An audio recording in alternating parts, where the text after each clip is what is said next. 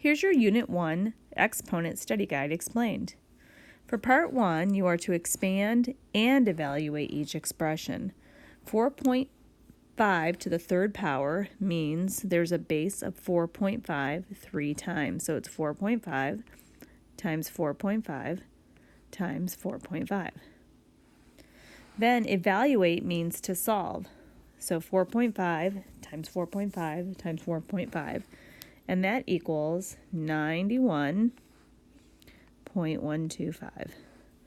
Or if you wanted to round it, I suppose that would be okay too. If we round to the hundreds place, it would be 91.13. Number 2, same directions, expand and evaluate. For this one, there is a negative, so we'd want to make sure we include the negative as we expand it each time because it's in parentheses. So 1/2 to the third power.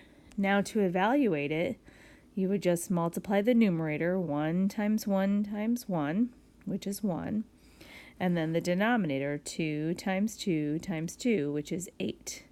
A negative times a negative is a positive, but times another negative creates a negative for your final answer. So negative 1/8. Simplify and leave your answer in exponential form. Then explain or show the property that is used. 6 to the third times 6 to the fifth. This is the product of a power. We keep the base and add the exponents. So 6 to the 8th is my answer in exponential form. So now I'm going to show or explain the property used. It's the product of a power. And to show this or explain this, 6 to the third power, if I expand it, is 6 times 6 times 6 times 6 to the fifth power, which is 6 times 6 times 6, 6 times 6. So my explanation would be there's 3 6s and 5 more 6s. So if I add those exponents together, it's 6 to the 8th power. For number 4, we're looking at a division problem. It's quotient of powers. We keep the base and subtract the exponents. To show or explain this one, I would use expanded form. So in the numerator, 2 to the 6th power would look like that. And in the denominator, 2 to the 2nd power looks like this. Then 2 divided by 2 is 1. 2 divided by 2 is 1. So you can see we're left with 2 to the 4th power. Keep the base, subtract the exponents. The next example is the power of a power, or the power rule. For this example, you keep the base and you multiply the exponents. Power of a power. To show how this one works, in parentheses, if I expand it, it's 8 to the 2nd power, which is 8 times 8. That's what's going on in the parentheses. The 3 means there's 3 groups of this. So when we count them up, there's 2, 4, 6, 8 to the 6th power. Number 6 is also showing the power rule. Keep the base and multiply the exponents. So it's the power rule or power of a power. To show or explain how this one works, in parentheses, there's a base of 1/3 3 times, and there are 3 groups of this. So in all, you have 1/3 represented 9 times. So 1/3 to the 9th power. Number 7 is showing a negative exponent. We make negative exponents into positive fractions.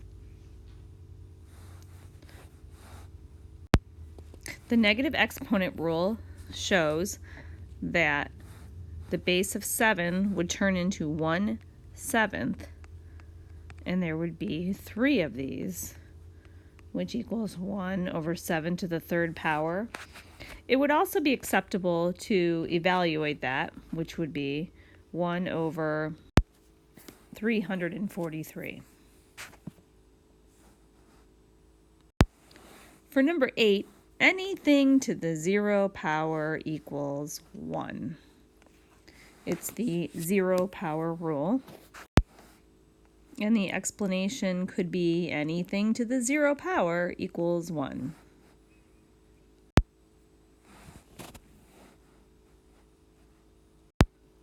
For number 9, we are to place an exponent in each box so that each equation is true. I notice that this is a multiplication problem, so this is the product of power. The product of a power rule says to keep the base and add the exponents. So if we add these together, they should equal 10. So our answer could be a variety of things. As long as what we add together equals 10. We could do 2 plus 8, 5 plus 5, 4 plus 6, 3 plus 7, 1 plus 9. Any of the above answers would be acceptable as long as they add together and equal 10. Number 10 is representing the quotient of powers. The exponent rule says when dividing and the bases are the same, we keep the base and subtract the exponents. So we subtract these and try to get an answer of 2. So anything that we would subtract to get 2, like 5 minus 3, 4 minus 2, 6 minus 4, 7 minus 5. So there are a variety of answers for this one as well, as long as when you subtract them, your answer is 2.